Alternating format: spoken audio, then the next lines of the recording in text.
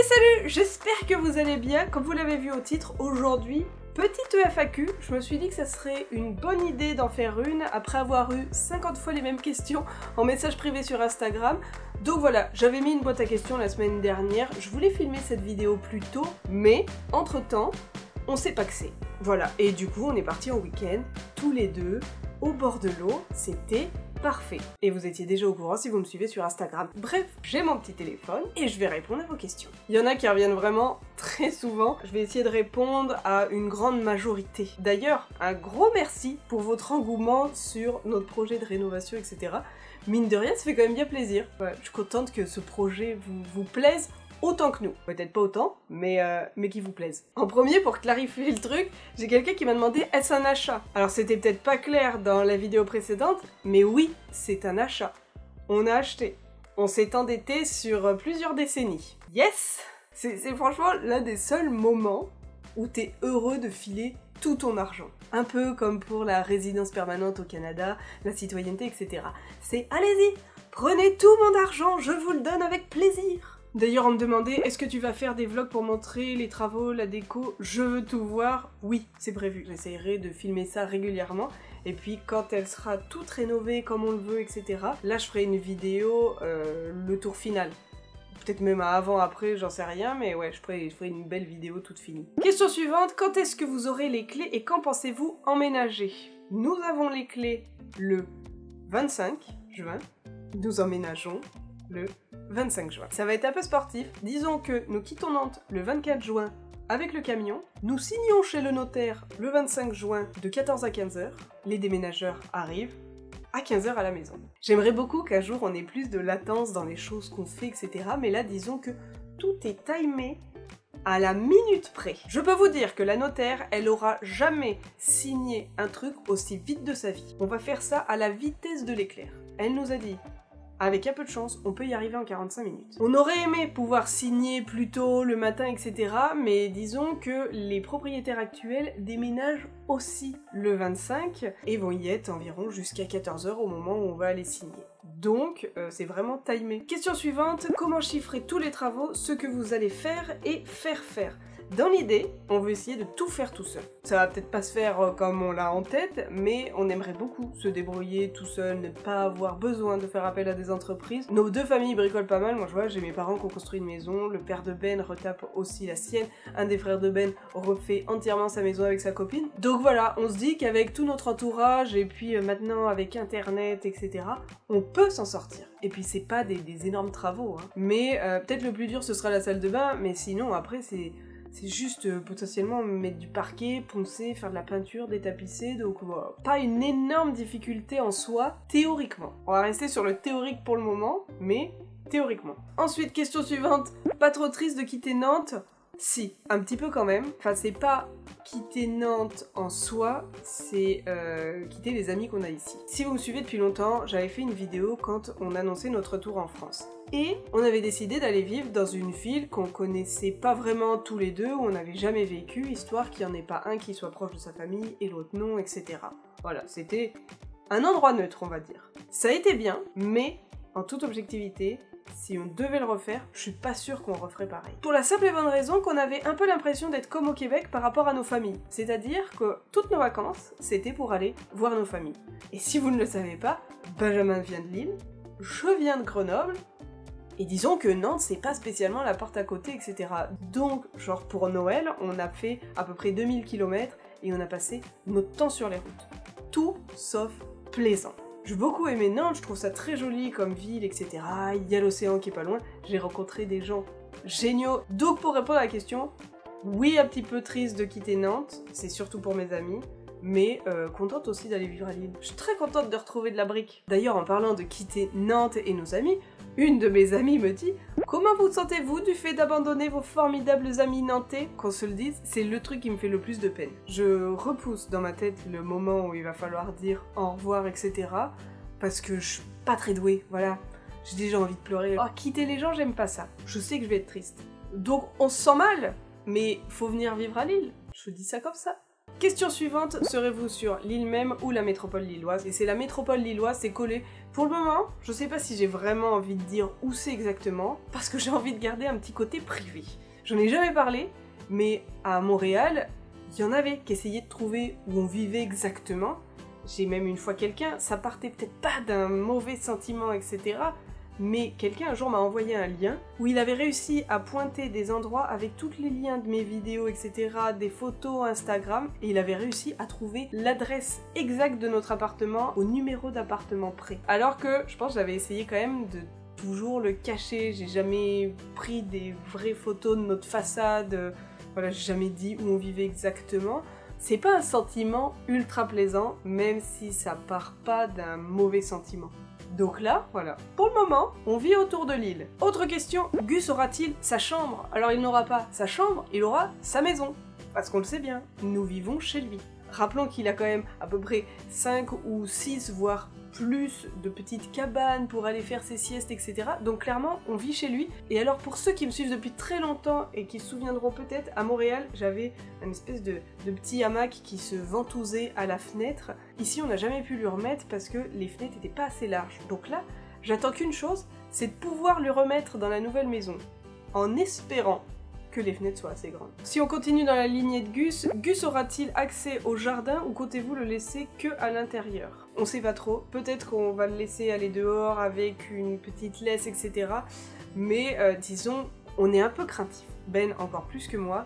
On stresse un peu de le laisser aller dehors et puis qu'il se fasse mal, qu'il revienne plus, qu'il se blesse, qu'il soit écrasé ou quoi, c'est quelque chose qui nous stresse un petit peu. Si vous avez d'ailleurs des retours d'expérience là-dessus, genre vous avez un chat, à la base il sortait jamais et puis vous avez commencé à le laisser aller dehors, qu'est-ce que ça a donné? Voilà, est-ce que vous regrettez ou pas? Dites-nous. Je suis preneuse de tous vos retours. Mais je sais pas trop. En même temps, c'est quand même un très gros trouillard, donc je sais pas si ça va lui plaire. Et il y avait une dernière question sur Gus, des nouvelles de Gus, c'était à cause de son dos, etc., son petit pull. Il a toujours le petit pull, parce qu'on a essayé de lui enlever, mais dès qu'on lui enlève, il se remet à lécher alors que ça avait quasiment guéri, ce qui fait qu'il s'est refait mal, re-irrité la peau. Donc on a décidé de lui laisser jusqu'à ce que les poils aient beaucoup repoussé. Non, je n'habite pas en France, mais je me demandais à quel était le prix des maisons là-bas en général. Franchement, c'est très varié. C'est comme si on va au fin fond de la campagne à Charlevoix versus une maison dans Montréal. Il y a une énorme différence de prix, bah là c'est un peu pareil. Il y a des maisons dans certains coins paumés de France qui peuvent être à 50 000, comme au centre de Paris, elles sont à 3-4 millions. Voire même peut-être beaucoup plus, donc voilà, ça varie énormément. En parlant chiffres, quelqu'un m'a demandé combien avez-vous payé votre maison approximativement. Disons que, sans frais de notaire, avec frais de notaire, etc., vous pouvez tabler sur un 200-240 000 euros. Certains trouvent que c'est quand même un prix, d'autres trouvent que c'est pas cher, ça dépend vraiment de où on vit. Par exemple, la maison qu'on a à côté de Lille, si on avait voulu avoir ça ici à Nantes, c'est le double. Au moins le double. Le prix de l'immobilier à Nantes, c'est un truc de taré. C'est aussi l'une des raisons qui fait qu'on n'avait pas envie d'acheter à Nantes, c'est que ça coûte horriblement cher.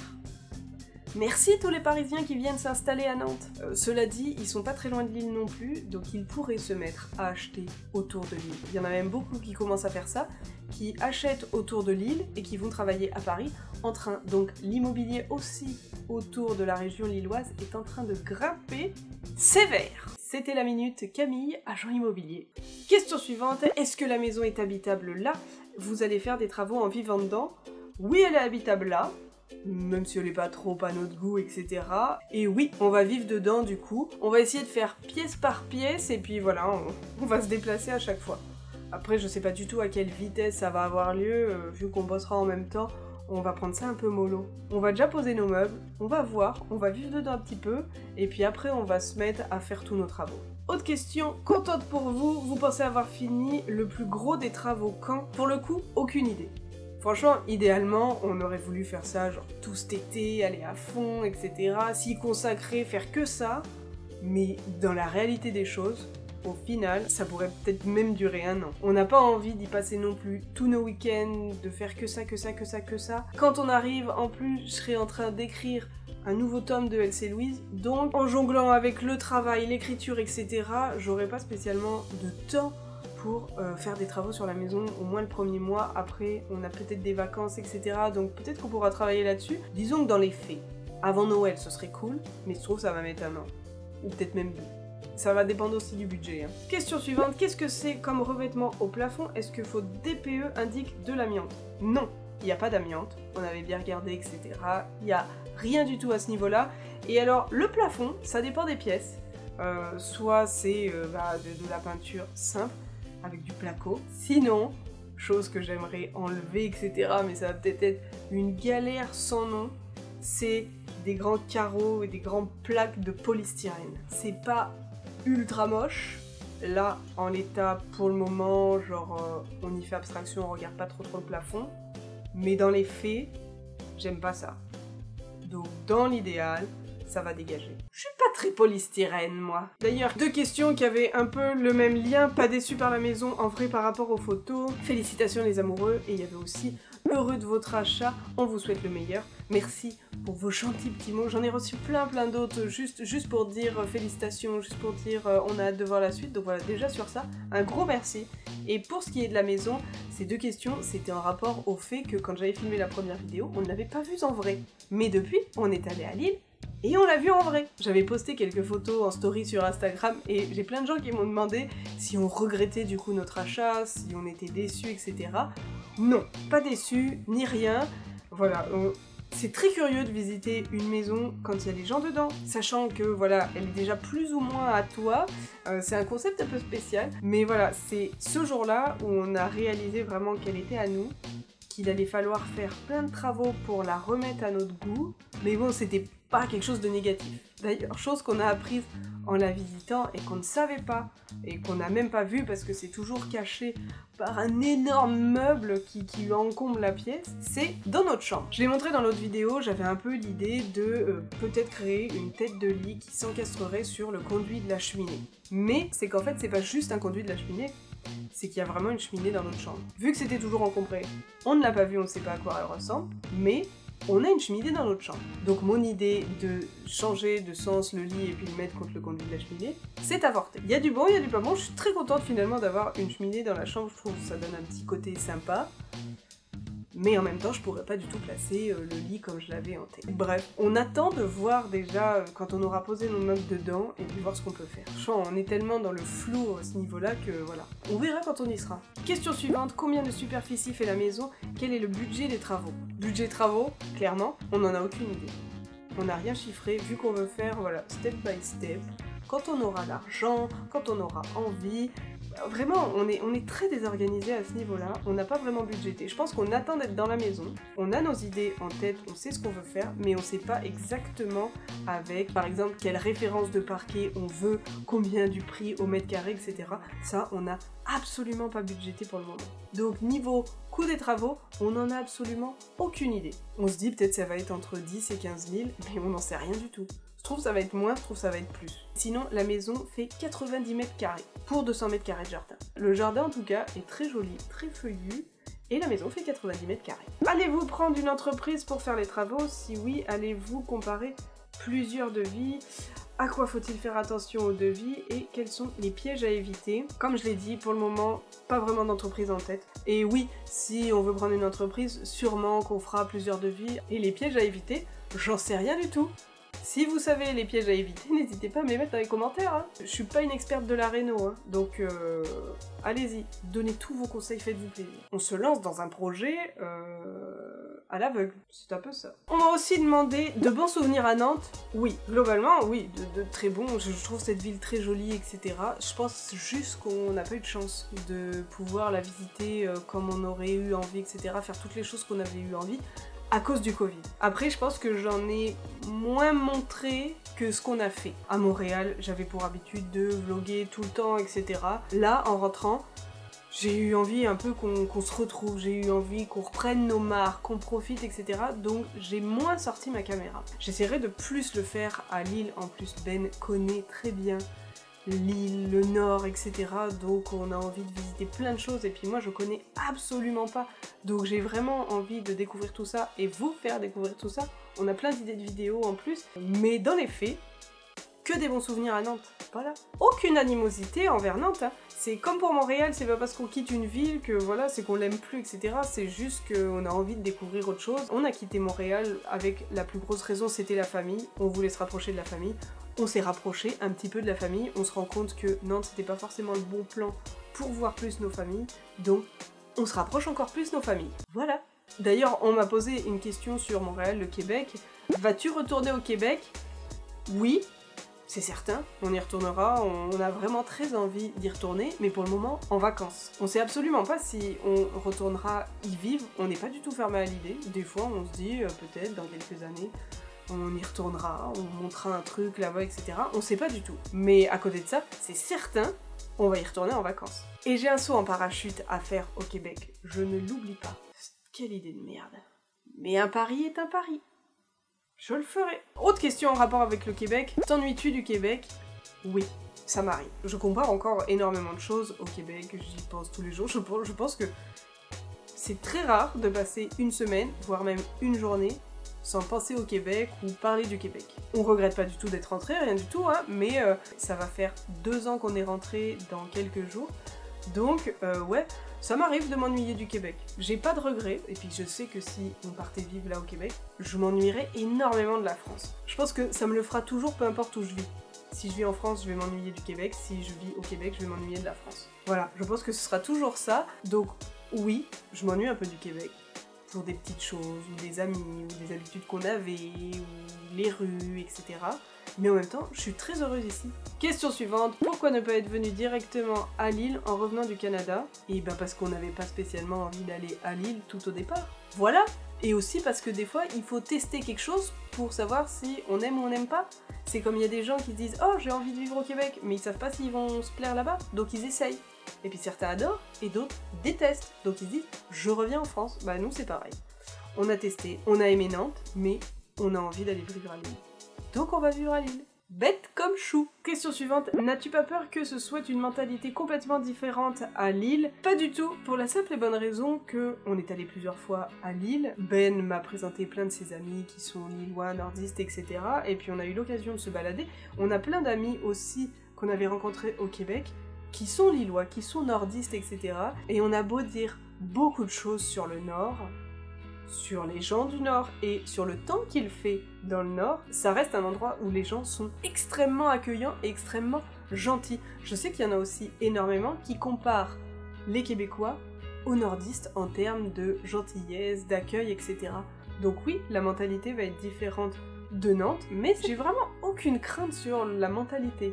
Après, je sais pas si la mentalité sous-entendait un peu le cliché des nordistes, qui font du tuning et qui ont un accent du Nord costaud avec des dialogues ch'tis, mais non, j'ai aucune crainte. Et ça m'amène à la question qui a été le plus demandée. Vraiment, je sais pas combien de fois nous avons reçu cette question-là, mais à la question « Vas-tu garder ton travail à distance? Qu'est-ce qui se passe avec vos emplois, etc. Qu'allez-vous faire de votre job ?» La réponse est que nous obtenons des mutations. Tout simplement. Pour Ben, c'était beaucoup plus simple, etc. Lui, il a pu obtenir une mutation, donc il fera exactement la même chose qu'il fait à Nantes, mais il le fera pour une équipe à Lille. Je crois que je l'avais déjà dit, mais il travaille dans les assurances. Et moi, qui suis dans l'informatique, dans le dépannage informatique, je reste dans la même entreprise, qui a une antenne à Lille, mais je travaillerai plus pour le même client. Donc c'est une forme de mutation, mais je ferai plus du tout ce que je fais actuellement. Genre là, moi je fais du dépannage informatique pour une compagnie d'assurance. Et ben je ferai plus du tout ça. Je ferai du dépannage informatique pour une toute autre compagnie. Mais le projet sur lequel je vais être a l'air très très cool, donc je suis super contente. Je suis aussi extrêmement stressée parce que je suis pas ultra à l'aise avec l'inconnu, avec les premiers moments où tu sais pas trop ce que tu dois faire avec l'intégration, etc. Mais je me dis que ça va bien se passer. Voilà, ça va aller. Hein, je suis un peu stressée en ce moment. Là en plus, entre l'écriture du livre, le déménagement, l'installation, changer de ville, quitter nos amis, j'ai un niveau de stress qui est très très haut, mais je me dis que ça va passer. Faut juste s'installer. Voilà. D'ici cet été, ça ira bien. Autre question, qu'en est-il de ton travail, vos projets, excepté la réno? Bon bah, le travail, j'ai dit. Et nos projets, excepté la réno, j'aimerais beaucoup trouver le temps de faire plus de vidéos. On aimerait aussi voyager beaucoup plus. Moi j'ai dit à Ben que j'avais envie de tout découvrir du Nord, toutes les choses historiques. J'ai envie aussi d'aller découvrir la Belgique parce que je ne suis jamais allée en Belgique. J'ai aussi envie d'aller visiter Amsterdam parce que c'est l'endroit que je rêve le plus de visiter. Donc voilà, j'ai envie d'aller un peu partout. Ça c'est dans nos projets. Voyager. Voyager c'est très haut dans nos projets.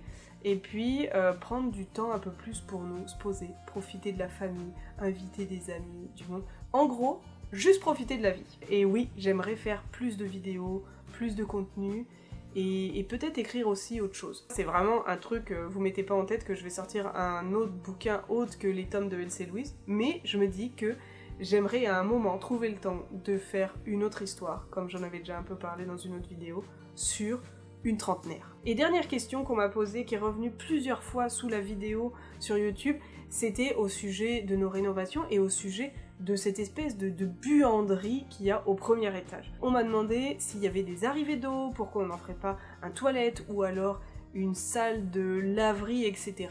Pour répondre un peu à cette question, non, il n'y a pas d'arrivée d'eau. Il y a juste une prise électrique, c'est pour ça que les gens mettaient leur sèche-linge. On pourrait éventuellement en tirer une, mais on pense pas le faire. En premier, parce qu'on sait pas vraiment comment c'est le sol, etc.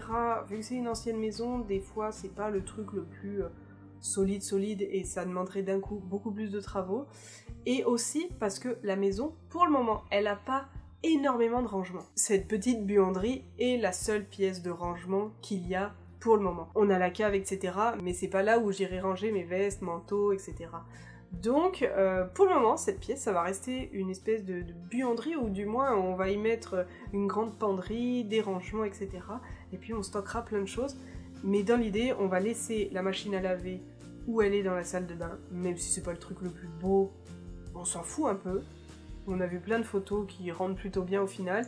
Et puis, on mettra le toilette à la place de la douche. D'ailleurs, petite question pour ceux qui ont des enfants, est-ce que selon vous, avoir des enfants et ne pas avoir de baignoire, c'est un truc contraignant? Voilà, qu'est-ce que vous conseillez? Si vous avez des enfants, est-ce que c'est mieux une baignoire ou est-ce que vous vous dites au final une douche, c'est un peu du pareil au même? Donnez-moi votre avis. Bref voilà, je pense avoir fait un peu le tour de toutes les questions. En tout cas, merci pour votre engouement. Si vous avez d'autres questions, n'hésitez pas à les mettre en commentaire. Si je peux, je répondrai à tous les commentaires, etc. Sinon, je referai dans quelques temps une autre vidéo. Mais voilà, je pense avoir fait un peu le tour. La localisation, les prix, la mutation. Je sais que la mutation, c'était une grosse question pour beaucoup. Mais pas d'inquiétude, nous ne perdons pas nos emplois. Tout va bien. Bref, je vous souhaite une très bonne journée. Je vous la souhaite ensoleillée, heureuse et avec de la crème glacée. Allez, bisous bisous! Parce que la crème glacée, c'est quand même vachement bon.